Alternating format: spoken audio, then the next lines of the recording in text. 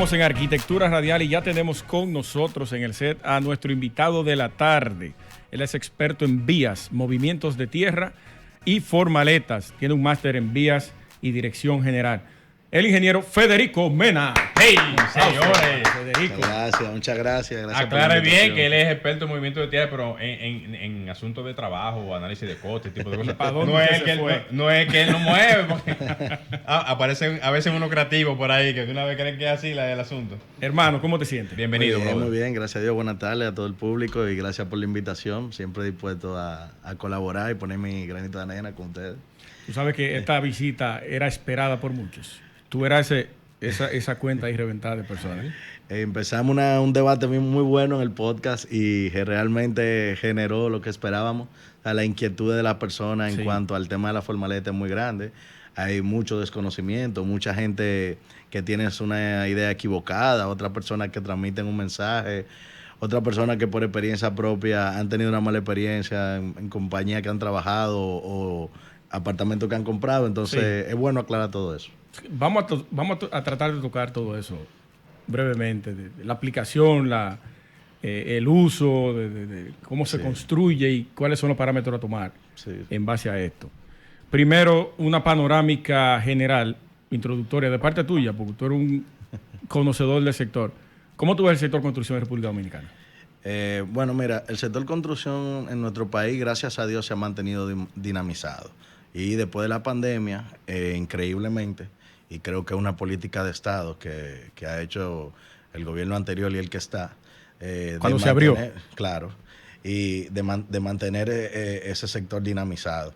Gracias a Dios aquí nunca ha habido, por lo menos en lo que yo tengo de experiencia trabajando en construcción, una caída del sector. Podríamos decir que ha habido un slump en algún otro que año por temas de crisis nacionales o internacionales, pero como tal en República Dominicana no ha habido una crisis en el sector de la construcción. Es importante también destacar que en el tema de la vialidad, luego del Plan Nacional de Vía, se ha mantenido siempre constante el desarrollo y el mantenimiento vial, y al igual en edificaciones, con los nuevos procesos de edificaciones que están dando, entre ellos, aparte de la formaleta, también ahora los nuevos paneles de FON revocados, que también... Lo que tiene la malla electrosoldada del lado y lado. Sí. O sea, hay gente que no cree en eso. Desconfía de la seguridad de eso. Mira, que eso no sirve. Una bala. Mira, no, pero ¿y por qué tú pones ejemplo de una bala? Bueno, mira, para darte el dato de la bala, sí. Las nuevas instalaciones de la Marina de Guerra en Boca Chica, los tanquecitos, están hechos con paneles revocados.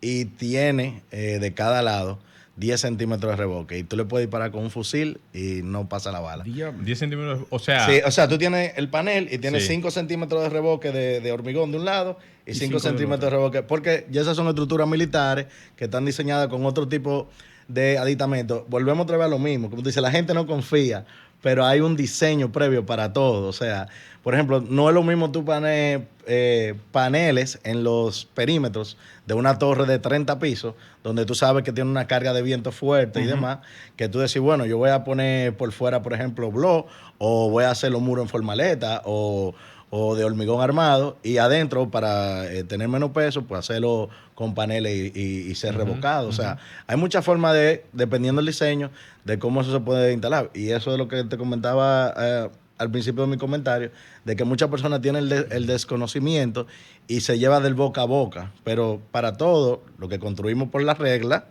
hay un diseño. Cantidad de niveles que se pueda trabajar ese sistema constructivo, porque vemos el de Englass también. Colocado en edificios de más de 10 niveles. Hay un problema con los niveles en ese sentido. Siempre y cuando tú no construyas con ese mismo material. Lo pregunto es por el tema del viento que él mencionó. Lo que pasa es que para las fachadas, mayormente, sí hay unas regulaciones. ¿Ok?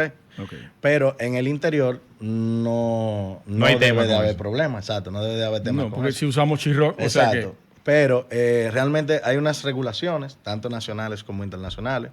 Las regulaciones que usamos en nuestro país son abocadas y aprobadas por regulaciones internacionales y, como digo yo, siempre aquí le ponen un picantico más.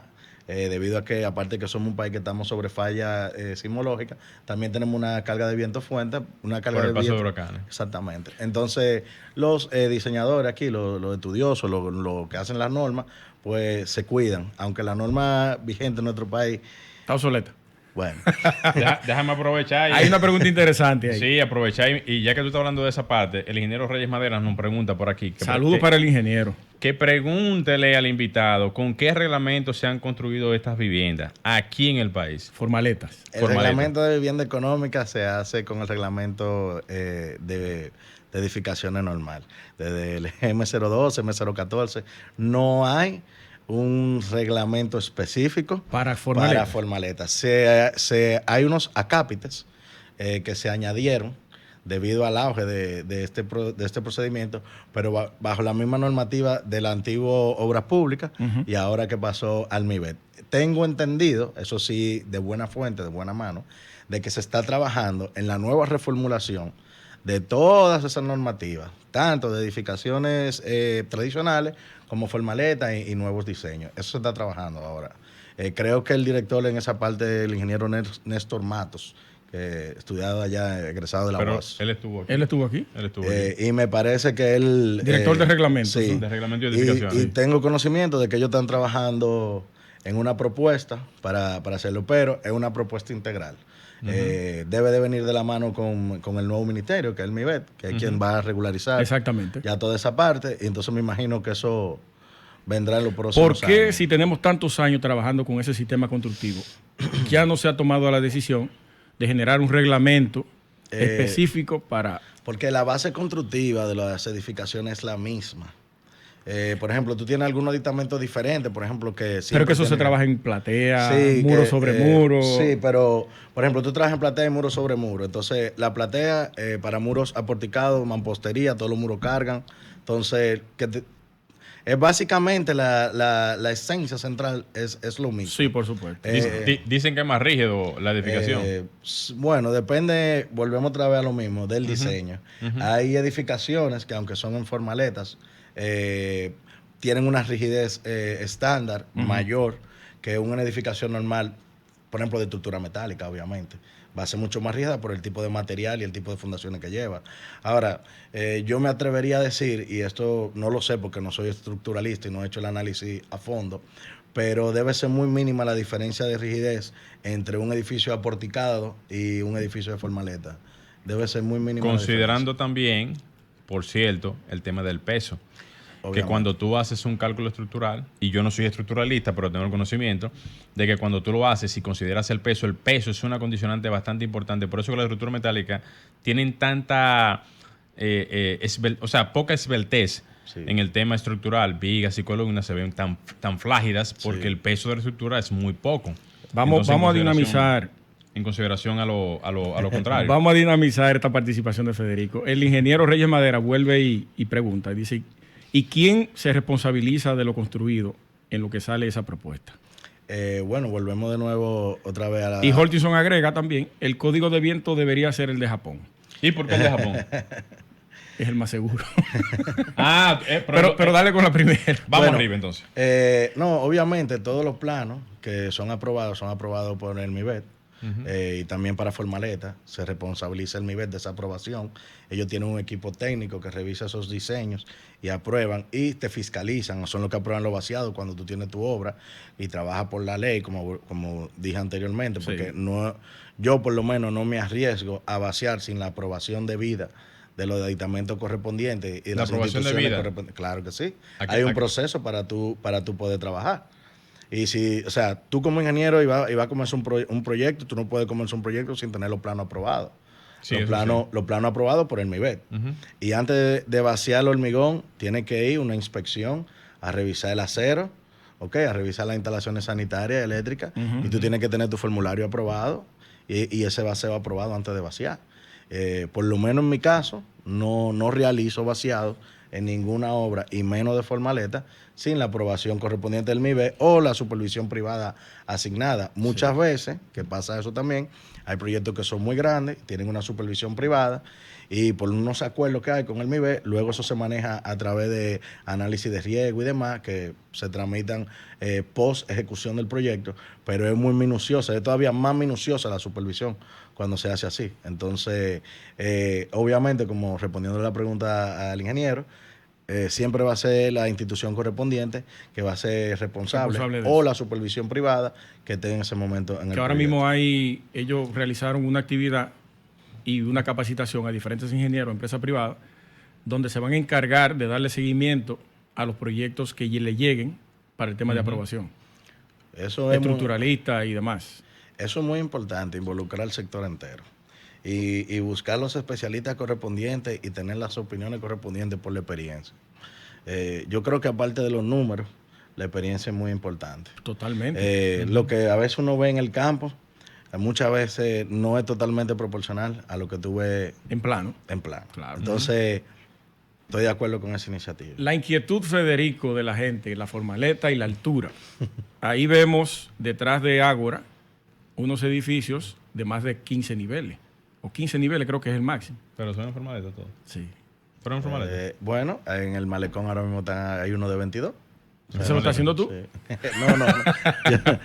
Yo trabajé solamente en la parte de la formación del equipo y eso. Y la ¿Cómo funciona eso, esa estructura? Bueno, como ya hemos hablado anteriormente, de manera privada y en el podcast y en la peña también. Sí. Viene la segunda parte del podcast. Bueno, mire, para todo, como dije al principio, hay un diseño. Y para ese tipo de edificaciones, por igual. La diferencia es que para edificaciones pequeñas de 4 niveles, la estructura es muy ligera. Es malla electrosoldada y refuerzo en acero puntuales, en lugares muy específicos. En las esquinas y puertas y ventanas. En la esquina, puerta y ventana, en la orilla de las losas, en los puntos de la escalera, cajones de los ascensores, los puntos neurálgicos de cualquier edificación. Yo no confío en eso porque no tiene columna. No. Pero al revés, en un edificio de formaleta yo confiara más porque el edificio entero es una columna. Todos los muros están cargando. Entonces, igual que mampostería también. Exactamente. Entonces, ¿qué pasa con los edificios? Se hace un diseño en el cual los niveles más bajos tienen los muros más anchos, cargan más, la platea es mucho más espesor, igual está reforzada en los puntos neurálgicos donde hay esos muros de carga, como son en los ascensores, hay hay lugares específicos que ya solo da el diseño estructural, donde la edificación va a cargar más y por qué y cómo se hace. Y entonces se comienza el proceso de modulación y ahí mismo el mismo estructuralista te dirá de qué nivel a qué nivel tú vas a tener un ancho en los muros, luego una reducción, hasta una reducción mínima en los puntos más elevados. Eso te va a facilitar muchísimo el proceso constructivo, te lo agiliza y te lo abarata.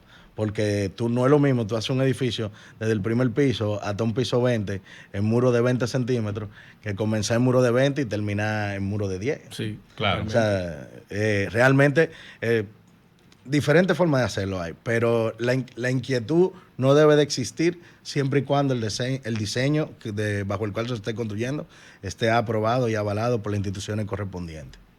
Miren, ahora mismo veo aquí Holtinson, que está... Le mandó saludos. Sí, de bordado. Un abrazo. De bordado. Que quiero aprovechar la pregunta del ingeniero porque no quiero dejar pasar las inquietudes que tienen los que están preguntando aquí por el live.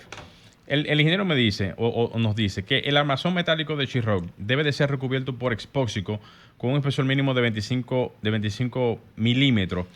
¿A qué se refiere exactamente con eso el ingeniero Holton, con esa parte particular? ¿Por qué ese detalle? Lo que pasa es que todos los paneles de foam que usamos aquí en nuestro país. La malla que utilizan es una malla que debe ser inoxidable. O sea, debe ser de un material inoxidable. ¿Por qué? Por diferentes razones. Primero, para que no pierda su dureza, para que no te manche la pared, o sea, ya algo a nivel estético, para que no pierda su forma, su rigidez durante el tiempo. Sí. Y ese dato que está dando el ingeniero es muy importante. ¿Por qué? Porque si tú no estás 100% seguro del aditamento que estás recubriendo, el foam que tú estás comprando, el panel, entonces tú te aseguras, le pones el epóxico y queda totalmente sellado. Además que tú estás asegurando no solo la protección del acero del panel, sino también una adherencia que tú vas a tener con el hormigón que tú vas a vaciar. Exactamente. Porque el epóxico también tiene propiedades protectoras para el material y también de adherencia para el hormigón que tú vas a colocar no encima. te repele ese hormigón que viene a recubrir. Exacto, te ayuda incluso hasta con la adherencia cuando tú haces el revoque. Hay diferentes formas de hacer las cosas. Hay formas de tú hacerlo bien, hay formas de tú hacerlo excelente, hay formas de hacerlo por la norma. Yo soy de la persona que siempre digo que hay que hacer las cosas por la norma. Totalmente. Y que estamos trabajando con vidas. O sea, que, claro. Mira, el arquitecto Rafael Santos, saludo para ti, hermano. Gracias. Al momento de un sismo, pregunta él, ¿la formaleta quiebra a 45 o se desploma? Mira, 45 grados. Sí. Mira, es muy importante lo que él menciona, porque todas las edificaciones se diseñan para mantener, pero todas las edificaciones se diseñan para mantener los puntos del triángulo de vida. Entonces, lo que él está preguntando funciona igual. Fíjate que si hay cualquier movimiento telúrico, lo primero que yo como ingeniero haría es buscar una esquina. Ajá. ¿Para qué? Para asegurar un triángulo de vida. Igual la formaleta trabaja igual. Es lo mismo que tú tengas los muros o te vayas a meter en una columna. Es como si tú estuvieras rodeado de columnas. Yo iría a donde está la esquina. ¿Eso se toma en cuenta en el diseño estructural? Obviamente, porque tú tienes que modular también para los movimientos de tierra, igual que para la carga de viento. Sí. Claro que sí. Y ahora incluso en las nuevas propuestas de diseño, nosotros propusimos también que se tome en cuenta el agua. Porque nosotros vivimos en un país tropical, afectado por mucha agua y alta temperatura. Y muchas veces nosotros utilizamos un hormigón convencional para vaciar el hormigón en formaleta y luego aplicamos una terminación y entonces pues viene la queja del cliente, que es lo que yo estaba atacando mucho en estos días, que la gente se está quejando que son muy calientes las formaletas, que los edificios son muy, que se oye, que el eco, pero es precisamente por eso. Porque hay que tener mucho cuidado en la aplicación del hormigón, el tipo de hormigón que utilizamos, el tipo de agregado que se le está poniendo a ese hormigón. Y como te comenté el otro día, durante el vaciado controlar la temperatura. Ese punto ahí, un paréntesis, el hielo, que lo tocamos en el podcast. Y la gente, ¿cómo tú le vas a meter hielo? Tú le vas le mete hielo, a violentar normal. La química del... Eso es para temas de temperatura. Sí, claro. Y ojo, que aquí no se regula eso. No. ¿Tú sabes dónde se está regulando eso ahora mismo? Me voy a tomar el atrevimiento. En el metro de Santo Domingo. Y en la presa. Si tú llevas allá un hormigón por encima de 34 grados, bye, Charlie. Como dice el muchacho, te lo devuelven. Es verdad. Así mismo es. Sí. O sea que eso no se suele regular aquí en el país. Sí. Pero aclare ese tema del hielo. Ok, mira. Nosotros aquí en el país, los ingenieros estamos muy acostumbrados a pedir siempre el famoso laboratorio a las hormigoneras. Pero en todas las obras que yo trabajo, el laboratorio lo tengo yo. O sea, yo cuando recibo mi hormigón... ¿Cómo? Claro que sí. Yo me encargo de poner mi termómetro a mi hormigón. Me encargo, termómetro ahí, claro, mi cono de Abraham, hacer mi prueba de revenimiento. ¿Por qué? Porque es muy importante, y en especial para la formaleta, la temperatura. Como te comentaba, es un país muy caliente. Si tú vas a vaciar una hora, por ejemplo, a mí me gusta siempre vaciar después de las 4 de la tarde, donde ya el sol ha bajado un poco. Yo puedo enfriar la formaleta con un poco de agua antes de iniciar el vaciado para bajarle un poco la temperatura. Luego que me llega mi hormigón y preparo mi vaciado. Si tengo que utilizar el hielo, se hace en coordinación con la hormigonera. Claro. Y antes de. Y es para no afectar la dosificación de agua cemento. Claro. Sí. Y eso es algo planificado. Asimismo, como la persona le manda... No es que tú le vas a echar hielo después que llegue. No. Ojo, no es así. Llámate a Hielo Nacional que me traiga medio camión. No. Eso es la hormigonera que se encarga eso. No se vayan a poner de loco. De que tráete 2 fundas de hielo ahí, pídelo al colmado y vamos a echárselo aquí ahora. Eso no es así. No. Eso es la hormigonera que se lo echa. Inclusive también hay hormigoneras que utilizan algunos aditivos retardantes que te evitan que el cemento inicie su proceso de fraguado y te retrasa eso. Pero en formaleta es muy delicado aditivarlo. ¿Por qué? Por la rapidez del proceso que se utiliza. Normalmente es al revés. Nosotros usamos hormigón aditivado para que frague más rápido. Claro. Para yo poder puede desencofrar el otro día a las 12 horas después del vaciado. Mientras más alta la resistencia del hormigón, más caliente. Sí, obviamente, sí, claro. O sea, más rápido aumenta la temperatura. Más rápido. Y para llegar a esa resistencia, obviamente va a necesitar más temperatura. Por eso, para llegar a alta resistencia, se hace a través de aditivos. Ya la mezcla de agua, cemento, cuando pasa de ciertos niveles de resistencia, pasa, vamos a decir, a un segundo plano. Entonces tú empiezas a utilizar aditivos para controlar esas reacciones químicas y aumentarle la resistencia al cemento. En otro orden, porque no hemos pasado, nos quedamos en la formaleta. No, pero ya, ese es el tema. Sí. Ya va a cruzar la raya. Antes de irnos, ingeniero, Sí. los materiales de construcción. Hablemos un poco de eso. Sí. Los costos. Bueno. Bajé duro ahí. Vamos a empezar desde el principio. Yo, inclusive en la peña constructiva, de la cual soy miembro, y exhorto a todos los profesionales de la construcción que asistan, he tocado ese tema en varias ocasiones. Primero, porque pienso que no hay un control en cuanto a los precios en el mercado, ni de los suplidores, ni de los importadores, ni de los exportadores, porque también nosotros exportamos materiales de construcción. Ni de los reguladores. Ni de los reguladores. Nosotros, como profesionales de la construcción, estamos, vamos a decir, al pecho abierto. Estamos a expensas de lo que decidan los comerciantes, que ponen los precios a como ellos entiendan y como ellos digan. Yo entiendo que por algunas regulaciones, por el sistema de transporte, por lo alto que está el combustible, tú le puedes aumentar 1% a X o Y rubro. Pero no es posible, por ejemplo, como pasó hace 2 semanas, que un atado de varilla estaba hoy en 63,000 pesos y mañana amanece en 68,000 pesos. Sin razón alguna. No fue que subió la palanquilla, no fue que cambiaron los commodities, no fue que hubo un alza del petróleo. No, o no fue que ahora hay un juego de piratas que se están dedicando a robar la palanquilla. Y que ese acero está aquí, no fue que lo trajeron en 2 semanas. Y nosotros tenemos una de las más grandes fábricas de varilla. Que exporta. O sea, entonces, por ejemplo, son cosas que yo a veces igual el pregunto. cemento, El cemento también, por igual. El cemento, o sea, después que el cemento subió a 500 pesos, porque es verdad, la gente dice, no, que está a 4.25, que 4.35. Hermano, es a 500 pesos, porque el que va a una ferretería a comprar una funda es a 4.85, a 4.90 que se lo venden. Usted compra una patana, ahí usted lo puede conseguir en 4.20, 4.35, pero... Sí. Entonces, nosotros no tenemos, e incluso para cuando vamos a preparar las licitaciones, que es un tema que estábamos conversando el otro día en La Peña, una tabla actualizada del mismo ministerio que te permita a ti incluso tener una idea de entre cuánto y cuánto está el mercado. ¿Cómo yo voy ¿De cuál ministerio?